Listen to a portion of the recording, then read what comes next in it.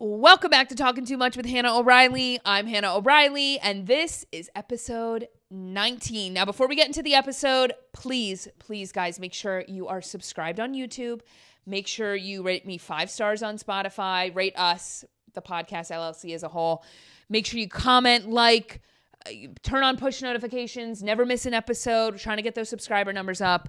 I don't mean to sound desperate. I'm not desperate. I don't need your subscription, but it would be nice. Okay. So if you could do that for me right now, before you continue the episode, that would be great. So you don't forget. And then you always are alerted when a new episode comes out. Okay. I'm coming off of one of the best weekends ever. I don't know if you can tell with the little pep in my step, a little chipper in my voice, if you will. I do want to say thank you for bearing with me last week when the power went out mid-episode. That was chaotic. The power went out, and I did that kind of late. Like, I did the episode probably around 5 o'clock, and then I was like, okay, awesome. So then I sat on my couch, and I, started editing it, because I'm like, I got to get this done, but, the battery's draining, of course, because God forbid I have a full phone battery, and so I drove literally to a store where there were a bunch of lights on so I could at least see into my car and have my phone plugged in and edit, but the phone was just not charging. And then I got the episode up late the next day, later than I would have liked. And then just slept horrible. The power ended up coming back on at 1 a.m. that next day. So yeah, that was a long journey. So thanks for bearing with me. And the episode was starting to really ramp up. I got all my Love is Blind talking points in, which was great. If you watch Love is Blind, if you don't watch Love is Blind, I'm sorry. That episode was probably a wash for you.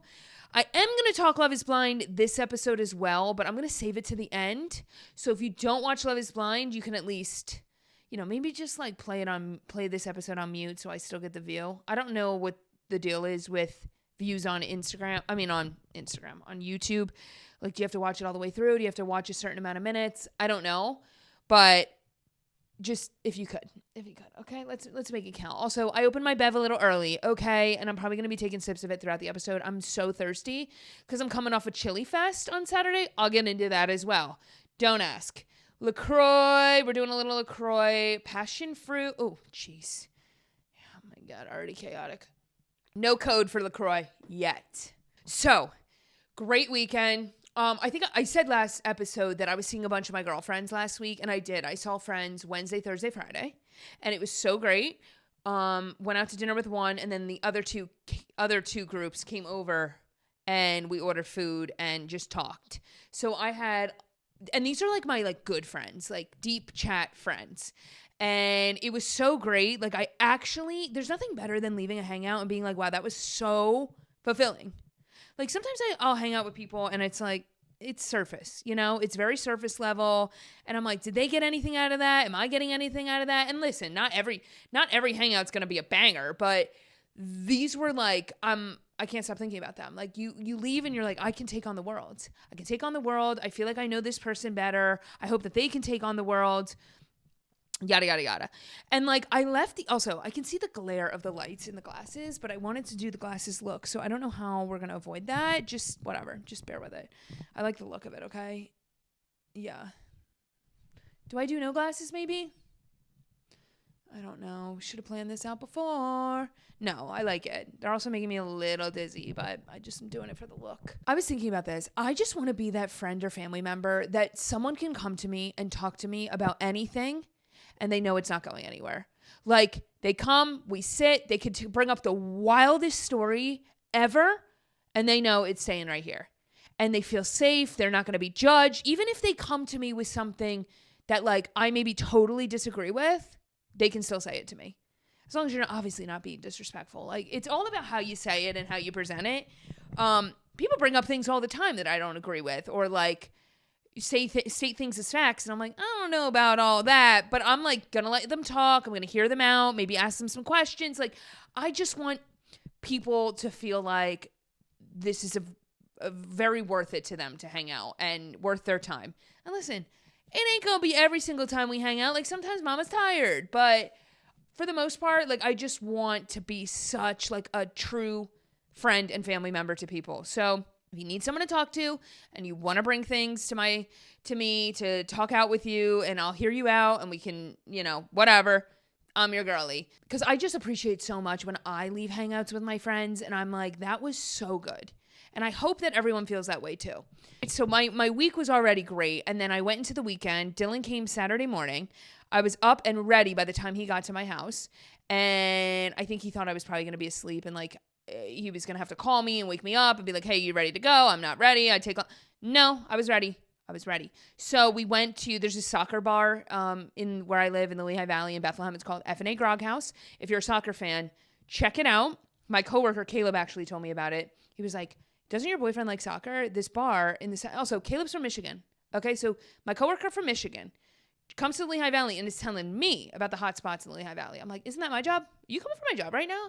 Anyway, he told me about it and we checked it out one day and we haven't stopped going. So it's really fun. Like people are there in the morning watching the game and like people are all in their gear. People bring flags, they're cheering. And like, I'm not a soccer fan. Like I am by proxy, but I just love being there for the vibe. So that was really fun. And then we had Chili Fest. So I was asked to be a judge. I was one of 3 judges for Chili Fest. This was through the south side of Bethlehem. If you're familiar with the Lehigh Valley, 25 restaurants. It actually ended up being 23 because 2 restaurants didn't do it. But so 23 restaurants participated. And yeah, I ate 23 chilies. 23 chilies. And actually it was great because I went into it and I just, we're learning about ourselves, but I was like, we need to pace ourselves. You're not going to take big gulps of these chili buckets and then think that you're going to feel fabulous by the end of the day. So it was just 1 spoonful of each.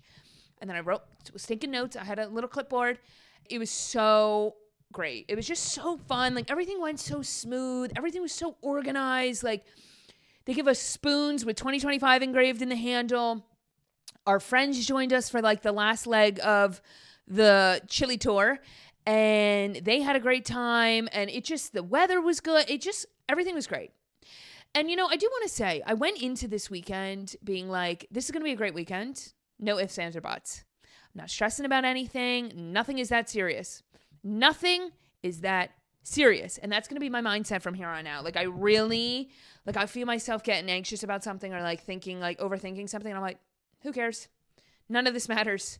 Like truly, once you have that mindset of like, none of this matters and all of this is like man-made and like the chaos is even man-made. It's like, no, I'm not participating in this anymore. So I've been like trying to find this balance between nothing matters, but also like, let's enjoy life and have a great time, but like not take it so serious that like it's really mattering that much. Do you know what I mean? Like, let's make sure we're like using our time wisely while we're on this earth. But at the end of the day, this is not the end all be all.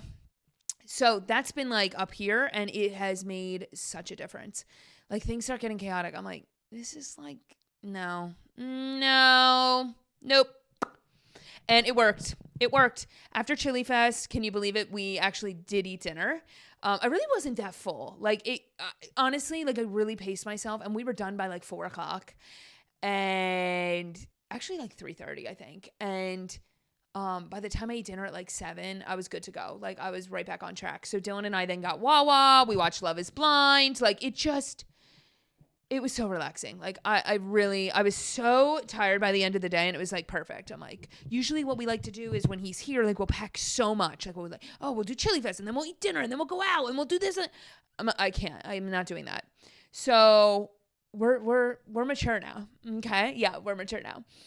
So then Sunday went to the cathedral for mass. Love going to the cathedral. It's a gorgeous, gorgeous church in Allentown. I'm dropping a lot of Lehigh Valley names today. So after that, Dylan got a new suit. So he's going to be looking snazzy at my cousin's wedding in November. Yeah, keep an eye out. Keep an eye out for the pics, okay? Make sure you comment on his suit. So that was fun. We saw my parents. And then I mentioned in another episode, I run a youth group for high schoolers. We took them to the pumpkin patch and we had a great time. But I will say, we did a corn maze. I don't like corn mazes. Like, I had a great time, obviously, with the kids. I personally don't like corn mazes because I can't figure them out. And obviously that's how they're designed. But I really, I was having a mental breakdown internally, a little bit out externally too, that I couldn't do this. I was like, I run it with like another guy. And I was like, I need to go. I can't be in here any longer. We passed the entrance 3 times. By the 3rd time, I'm like, it's a sign. I'm going to go sit on the bench. Anyway, it was funny. We had a great time. The kids had a great time. And that's what matters. It's not about me. Okay? Nothing matters except for the kids' happiness. That's what matters. So that was fun. They got their apple cider donuts. They got their cider slushies. Like, it was fall vibes. Could have been a little cooler, okay, because Mama was in a sweater. So I didn't need to be sweating in the corn maze. I think that added to it, too. I'm like, and I'm sweating? Like, no, I don't need to be doing this. And, like, now with this mindset of, like, nothing matters, if something, and I'm not talking about the corn maze, but, like, if something is not bringing me joy, I'm like, I don't care. Then I don't care. If it's not bringing positivity to my life, I don't want it. Please, please, please, please. But going off of that, I think a lot that contributed to this is I've been off my phone. I've been off my phone a lot. So I think I stopped using my phone a ton on Wednesday. On Wednesday, I woke up and I was in a bit of a mood. Like, I was like, why? There's like this impending like negativity over my head, like looming. And I feel like I talk about the cell phone a lot on this, but you're seeing this in real time, this journey with the cell phone. I was like, what is it? I like couldn't put my finger on it. And then all of a sudden, like I started to come out of it. I'm like, okay, we're going to say some prayers and we're turning the phone off. I was like watching nonsense. And like, you don't realize at the time, you're like, oh, it's one video. Oh, it's 2 videos, 3 videos. It is chipping away at the positivity in your body. And it's distracting me. It's keeping me from doing things I need to be doing. I'm like, I'm putting the phone away. Now, the hard part is I run social media for my job. I have this podcast. I'm somewhat of a public figure, for my job. So I want to be posting. I want to be active, but I don't want to be consuming too much. That's the balance. And I've been more of a consumer than I have been a contributor. And it's not been good. So I've been putting the phone down, and guess what? The battery, I'll like check the battery of my phone at like 6 p.m. It's like at 40%. That is like unheard of. Usually it's at like 10% at that point because of how much I use it. I'm like, this is really working. I've been sleeping great. That's why my weekend was then great. Like, set myself up for success. It works, and I don't want to let go of this feeling. Now, next week if I'm in a bad mood, we'll deal with that. But for here and now, things are going great. So then on Sunday, like, I'm getting ready to go to church, and I'm blow drying my hair, and I like look at my phone real quick. And I just saw something that like annoyed me, and I'm like, it like was really bothering me extra because I felt so cleansed from the negativity. Like, I'm telling you, like, Dylan and I went to go grab dinner on Saturday. I left the phone home. I'm like, you have your phone in case of emergency. I'm leaving mine plugged in upstairs. I don't even care. Like, I don't even want it with me. Like, I'm serious. I even thought about maybe getting a landline. That's how far I'm willing to take this, to get a landline in case of emergency. Only a couple people have this landline number, and then they call me if I need to wake up or something. Because I really don't want the phone even in my bedroom, but we're not quite there yet. I did buy an alarm clock, so baby steps. We're taking this all the way back to the 90s, okay? I'm acting like I was really active in the 90s. I was like born. On Sunday, like, I'm getting ready, yada, yada, yada. And then like I look at my phone. I'm starting to feel it. The negativity's creeping in. Now I'm talking to Dylan about the negativity. Like, I'm like, now it's becoming like I'm bringing it into our environment. We're trying to get ready for church. Like, it's just not. I'm like, this is not. And it was something that was like none of my business. I'm like, I didn't need to know this. This thing I just saw, I did not. Like, the information was just so not even my business. I'm like, is this? I don't barely even know this person. Like, what is going on? And then I really, like, I'm kind of glad it happened, though, because I was able to be like, see how we feel. So that was a good sign for me to be like, put the phone back down. And I put it back down, and then we got back at it, and it was all good from then on out. But it really was a good reminder, like, yeah, we don't need to be consuming what everybody else is doing. Usually after a good weekend, I come down on Monday, and then I'm like, now I'm so depressed. Like, I don't even want to do anything. Like, I just want to go back to the weekend. I don't feel that way. It actually just like motivated me. I think also a part of that is no alcohol was involved in this weekend. So I don't have even that negativity bringing me down on a Monday. You know, like if you have some drinks on a weekend and then you go into your Monday, it's just like you're in such a slump, especially the older you get. It's like just carries with you, and it's like, it's not even worth it. So it was just good, clean, sober, cell phone-less fun. Okay? One thing I wanted to bring up, and this is just like something that I noticed this a lot, and this happens, and I felt like I noticed it more this weekend. Maybe because I was just around a ton of people. I'm not even bringing this up to be negative. I'm just like, I just think it's funny a little bit. It's like kind of comical. What is with people talking to their kids, like through their kids? You know what I mean? Like, okay, for example, let's say I'm like next to a family and the mom says like, okay, Carly, let's see where the bathroom's at. Let's see if someone knows where the bathroom's at. Okay, so you're asking me where the bathroom's at. You want me to chime in and say, oh, the bathroom's up there and to your right. No, let Carly figure it out. I don't care. You're going to talk to Carly? Let that 4-year-old Carly figure out where the bathroom is. Or like, okay, Johnny, let's see if someone will help us. Like, why are you talking through the kid? Talk to me.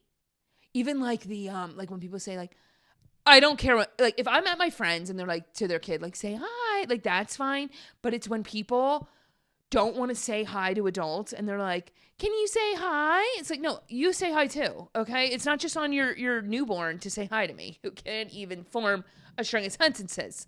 Okay. I had a lot of that. I don't know why, like these moms, I'm like, God, like, why am I a part of all this?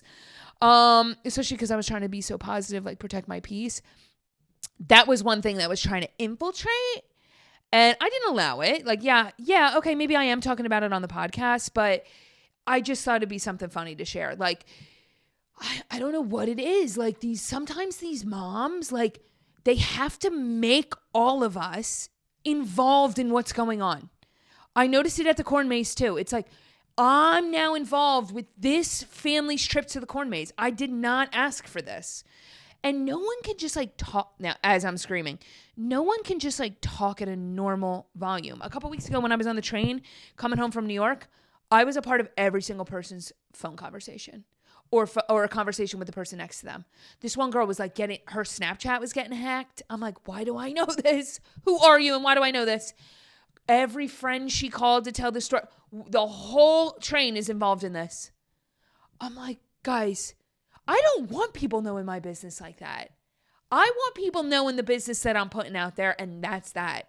I don't need every phone call to be on display for everybody to hear. Like, I think we got to get back to the remembering we are not alone in our homes, okay? When you're in public, there's a certain level of etiquette that needs to come with that, okay?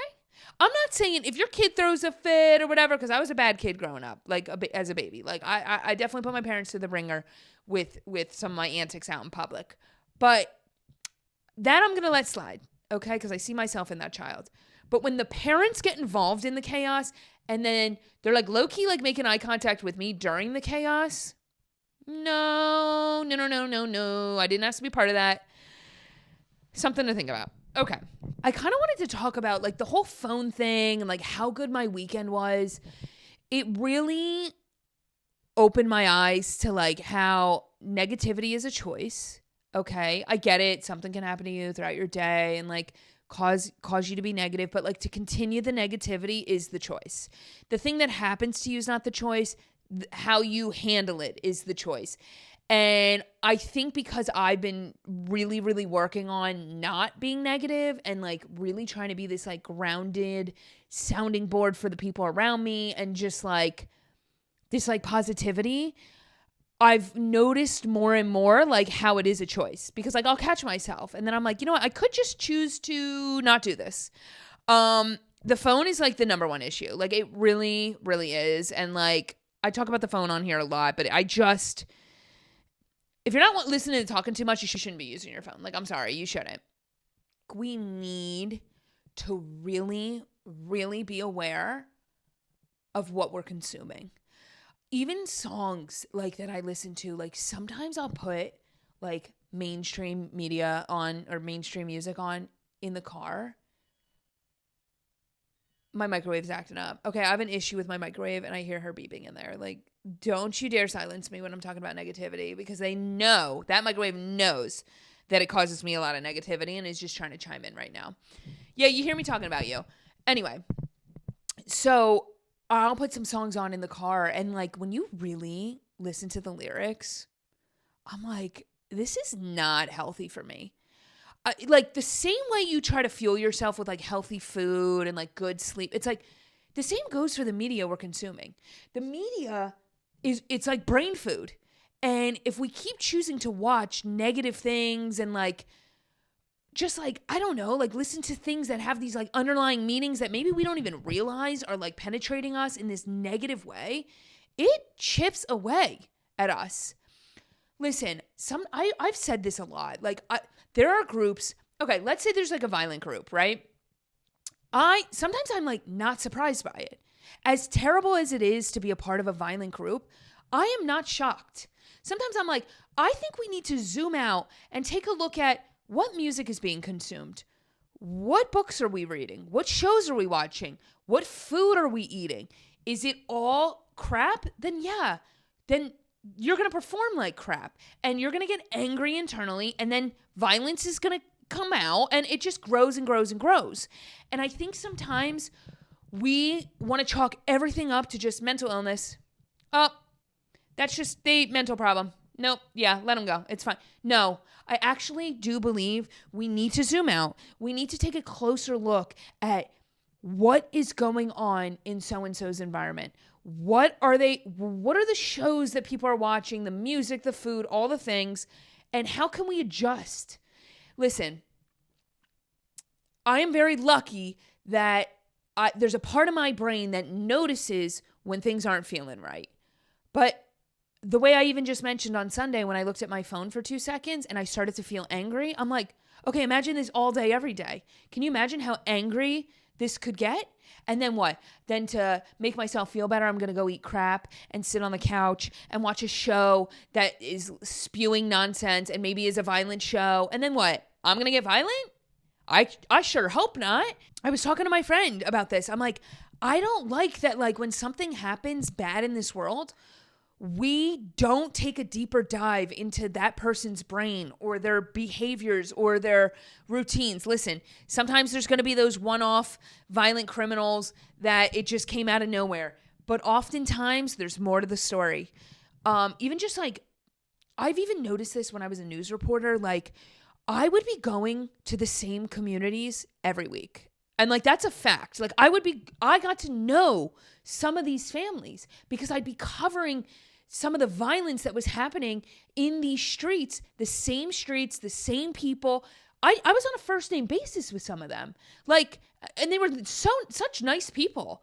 And, you know, it was some of their family members that were getting into trouble.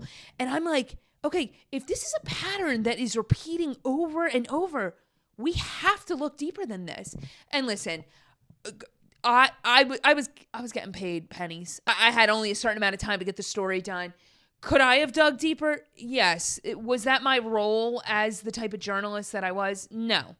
If I were to take this to a whole other level of journalism, and that would be the type of stories that I'd be interested in learning about, like things that we could then use as data to help other groups.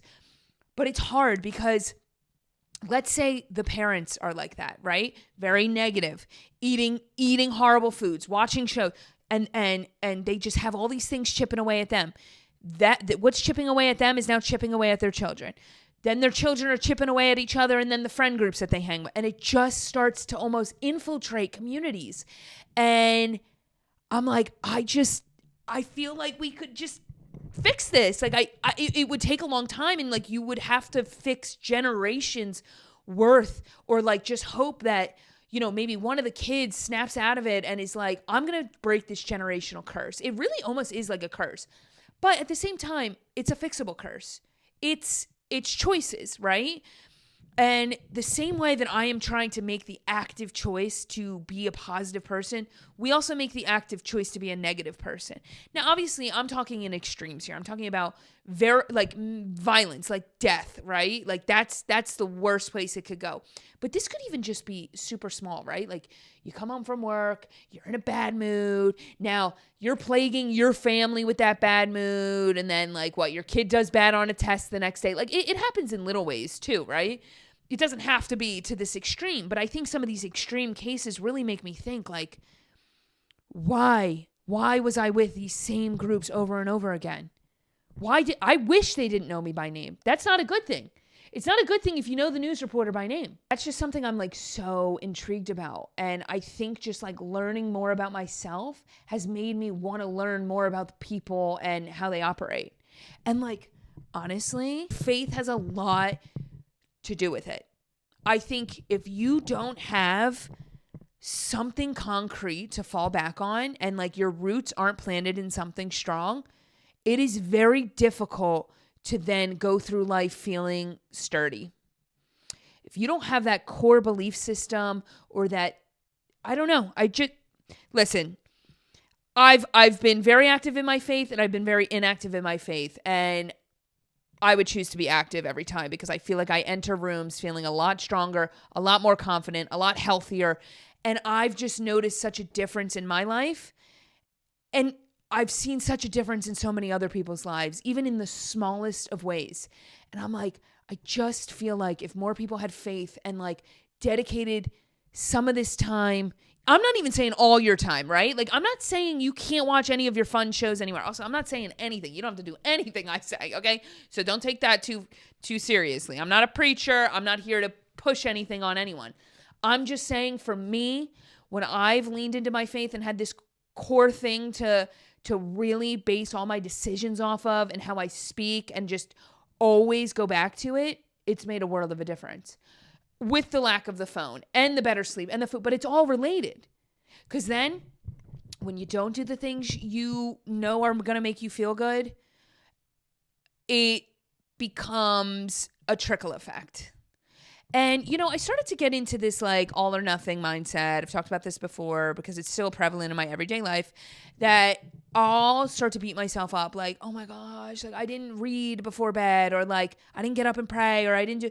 And it's like, yeah, it's good to build these habits and these routines, but it's also good to make sure that you're doing it from a place of like, you know how good this is in your life, not from a place of like, I have to do this and then I have to do that. And then, cause then you're just going through the motions and it doesn't matter. It's the same with like a diet, right? Or like eating healthy. If you don't want to eat healthy and you don't want to feel good and you don't care, a diet's not going to fix anything.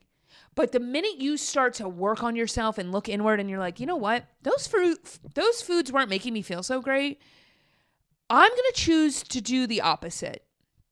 That's when you really get to know yourself, know what works, make better decisions for yourself. But man, is it trial and error? Like, it's not like snap your fingers overnight. It's like little things, relapses in some way. Like, you know, you start regressing and then you're like, no, we got to get back to it. And that was kind of what was happening last week. Like, I was just like in this negative spiral. I'm back on the phone. I'm eating crap, whatever. And then I'm like, all right. Nope, get out of it. Like, you can get yourself out of this. You know this. We've done this. We've been down this road before. It's almost, you know, there's some beauty in the error part of the trial and error. And I guess the trial part. There's beauty in it because that's what teaches us. It's almost like you have to mess up and you have to go down these negative rabbit holes to be able to recognize, wait, I'm down in a negative rabbit hole. I recognize this. I know what comes next. It's like, but at the time you're like, why do I keep doing this? Like, why? Like, I know better than this. You can't beat yourself up on that. Like, this is all a game, and like, we're learning about our own characters. And I'm trying to also like learn that with myself, and I've gotten a lot better. Like, I'm like let's say like, I don't know, like I eat a piece of crap. Okay, crap food. I'm like, I don't feel good. Like, no, I don't feel good. And I knew this. And then the next time I'm like, no, I remember. I felt like crap after that. But it takes like, it could take 10 to 100 times before you really, it starts to click. Like, no, I don't like this. I don't like this at all. Anyway, that's my spiel on that I wanted to talk about. I also want to talk about this video I saw. This girl was talking about how, you know, people are constantly complaining. There's riots, there's protests, there's all these things, right? And a lot of it can be very, very negative. And this girl made a good point. She's like, you know, people get like caught up in all this like performative negativity, okay? And she's like, but what are people actually doing with this? Like, are we actually going to then take this negativity and use it as a positive in our communities, in our small towns, help our neighbors, help the people around us? Or are we just going to keep complain, go out on the streets, complain some more, get everybody riled up? What are we going to do? What are we doing with this information? What are we doing with this anger? Like, if she basically was saying, like, if this anger and negativity and like, we want change and all this change, if you're not going to do anything about it, you're wasting your time. We need to be actually using the things that we want to see a difference in and doing something about it. Like some actual tangible action. And it really got me thinking, like, it makes me want to really go out and just like help. Like help my neighbors, help people at the grocery store, help just like and not even from a performative standpoint. It's just like that's just like what we are meant to be and do as humans. But this going out and complaining and rioting and blah, blah, blah, what is that doing? What is it doing other than giving you a photo to post on Instagram? Are you doing anything with this? Like, same with just like complaining in our day to day. Okay, what are we doing with the negativity and the complaining? Are we changing anything about it? Are we going out and making a difference? Or are we just going to sit here and complain? I'm talking in extremes and I'm talking in little measurements too. Like, you know, we have these own little like protests and riots going on in our brain. It's like, okay, so what are we going to do about it? What are we going to do with this? Start fixing things. Start actually doing something. Do some action that's going to bring some good into this world. Anyway, that I saw this girl talking about this and I just was like, I thought that was so good. Like, what are we doing? Like, are things being done for social media or are things being done for good? Okay, I want to talk Love is Blind. Thank you for all that. Last week when I talked about Love is Blind, I then like went and watched more episodes after that and I was like, I was so bad with the names last week. And I knew I was bad with the names, but I didn't know how bad I was with the names. I'm watching the episodes. I'm like, girl, you weren't even close. Like, you really weren't even close. So I have my notes this time to talk about the episodes. A lot of you reach out to me that you're watching and you're like, oh my gosh, I laughed when you said this. Oh my gosh, I totally agree about this. Did you ever think about it this way? And I just love like the conversations that come from shows like this. And I do want to say this. When I'm talking about these characters, or these people, I should say, I'm talking about them as characters. I am not out here to like slander people's lives or, you know, add negativity, but like they chose to go on this show. They are up for discussion. This is what we do in our pastime in America. We watch shows, we chime in, we give our opinions. None of it really matters. At the end of the day, I am able to separate. Those are human beings with actual lives. And I'm just talking about what I'm seeing on TV. Okay. I don't have this weird parasocial relationship with people on TV. And I want to make that very clear because I think a lot of times people take it too far and they become so consumed and then like they just become obsessed with some of these people. It's like, no. Like we were just having fun here, okay? We were just talking about Love is Blind on Talkin Too Much every Tuesday on Spotify and YouTube. So, okay, I want to talk about Joe and Madison. Okay, I want to start off with them. Oh, I also do want to say if you're not caught up, there's going to be spoilers in this. So please make sure you come back to this episode after you're all caught up, but there will be spoilers. So X out right now. Okay. So Joe and Madison, I am so happy they're done. Like, I knew it wasn't going anywhere. Like, even just from back when he blacked out at the pool party till now, I'm like, this is not, just because she had a great time with the parents and the sisters, not enough for me. And like, he had a good time with her family. Now, it already was starting to get under my skin. They're waiting for her family to show up. And he's like, oh, do I have anything in my nose? And she's like, I don't know, Joe. Like, I don't know. Like, freaking, I'm like, girl, what's going on? What is going on? Like, he asked the simplest question. She freaks out. I'm like, there's no way this girl likes this guy. There's just no way. Because the way she talks to him is just so rude. Like, and everything is just like so chaotic. It's almost like when you don't like someone and then you already go in with that lens. So anything they do, even if it's like the smallest, most basic question they ask you, you like freak out because you're like, you're already on my nerves now. This is not helping. That's the vibes I'm getting from them. Anyway, I thought that was a little much. Like, he's just like, aren't you going to be my wife? Like, I'm asking you if there's anything in my nose. Like, I don't know why you're freaking out right now. She really is a complainer. Like, she was very whiny. Okay. And that was becoming very evident to me. Anyway, someone had sent me, my friend Brenna had sent me a video and she said, someone had tweeted or whatever. I almost feel like Joe lost in fantasy football last year and his punishment was to go on the show. And ever since I saw that, that's all I can think when I watch the show. Like, I'm like, he lost a bet and now he's on here. And it just became a lot funnier to watch. Like, him in the interviews, like, clearly not PR trained, obviously. And just his interactions, just like almost talking like so honest. It's hilarious. I think it's hilarious. I think he gave it a good shot. I really am Team Joe on this one. Like, I think he gave it a good shot. He even went as far as to go look at the tuxes. And she's like, why would you let me go try on wedding dresses knowing you weren't going to take me to the altar? And it's like, maybe he thought, like, let me try this. Let me see how far it gets. Like, I don't know. I feel like sometimes these girls, like, not even girls, but just like these people, like, they think, like, they forget, like, it's a TV show and, like, the stakes are high and things are overwhelming. Like, maybe it took until he was trying on the tux for it to really sink in that, like, I am not doing this. Now, his one friend asked him a question during the tux try-on and was like, is it starting to sink in? That's, like, the classic question that, like, all the friends that they bring to the tux fitting say. And he, like, kind of freaked out on his friend. And I'm like, dude, all right, get your emotions under control. Like, the maturity level of some of these people. And the friend's like, dude, you think I want to be on this show? We think you're whack for even going on this show. And now here I am at your tux try-on and you're going to yell at me? That's what I would say. And I'd make sure the camera got a close shot of us fighting with each other.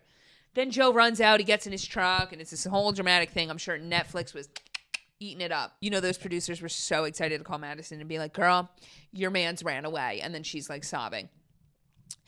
Anyway, also, if you have to take the wedding band off twice during arguments, I don't think it's working out. Let me wrap up Joe and Madison. So that I was glad that was over. And then, like, when they ask him, like, they asked him in the interview, I'm assuming, like, how do you feel? And he's like, I feel so relieved. Like, he didn't cry once. Like, she's sobbing. And she's like, you don't even care. I'm like, girl, he does not care. He really does not care. And he's not even going to pretend to care. I think he just is, like, so fed up with you. Now, what I don't think she realizes, she kept asking, can you give me some reason why you don't like me? Can you tell me something? Like, why are we not going to work out? I'm like, why would he ever tell you?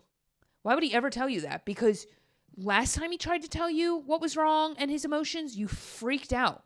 I mean, he asked you if something was in his nose and you freaked out. So why would he tell you now? I'm sorry, she did not deserve to know that information. That's how I feel. I just think, like, you had your chance, you blew it. You had your chance, you blew it. I wouldn't tell her. I'm like, no, sorry, girl. This ship has sailed. What is me telling you gonna do? Truly, like, it's over. And then he just, like, started packing up his bags. He's like, all right, I'll see ya. My Uber's here. My truck's here. My truck's out front. Anyway, so that was that.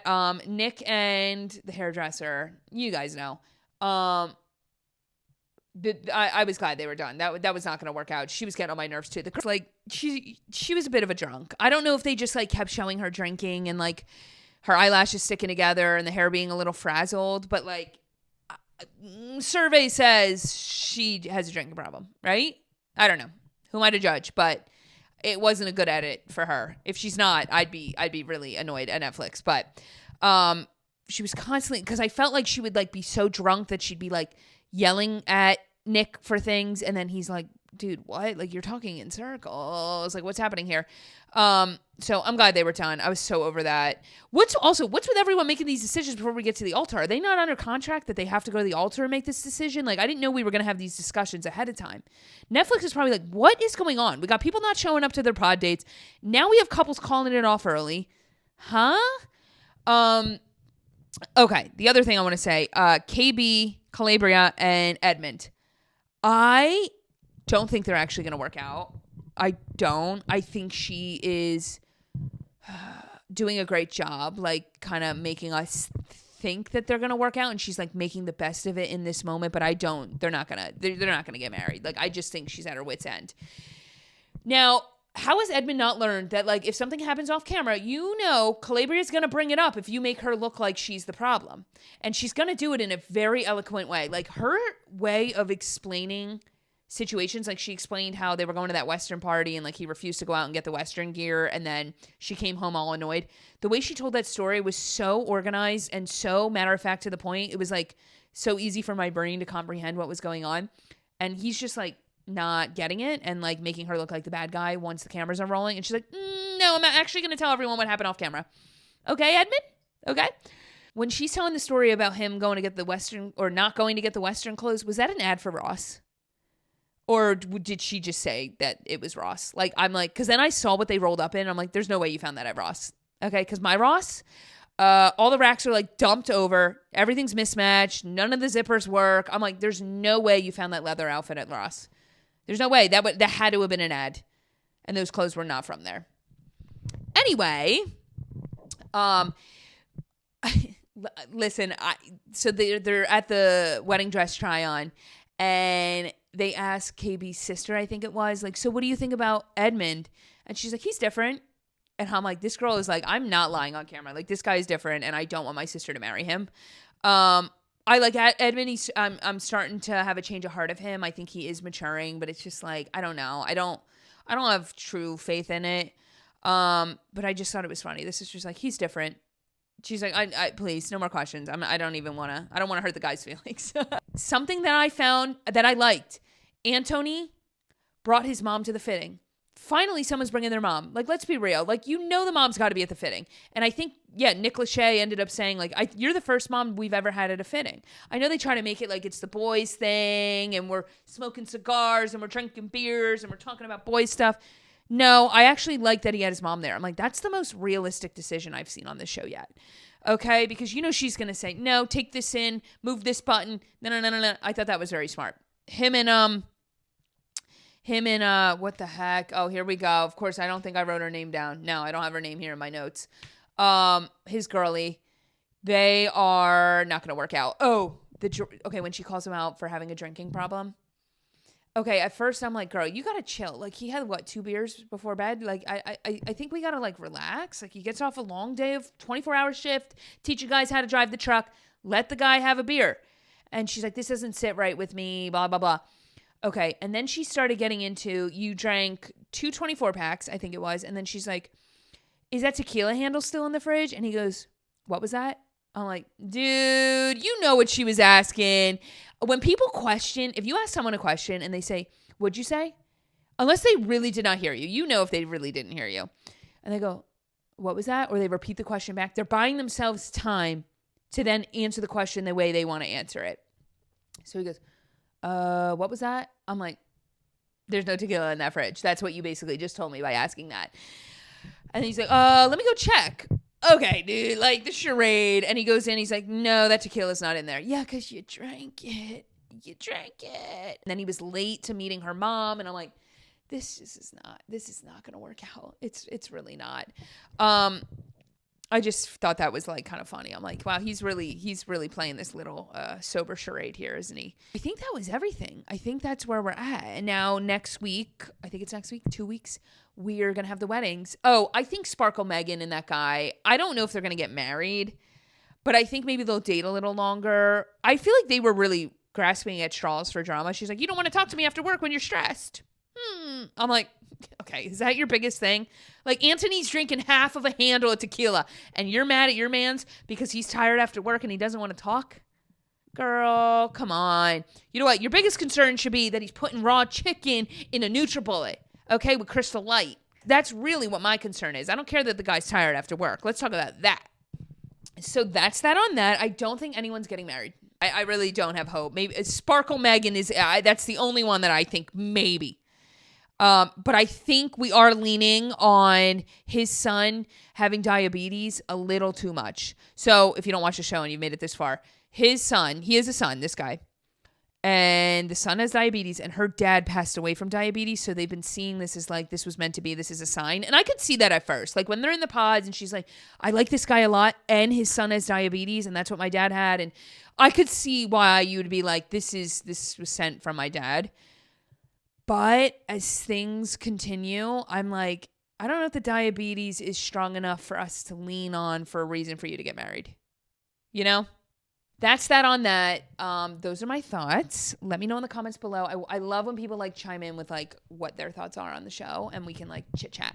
My friend ended up tagging Joe in my comments to ask if he wants to come on the pod. So don't be surprised if there's 2 seats here next week, because we got Joe. We secured Joe for one of the episodes, for episode 20. That would be big.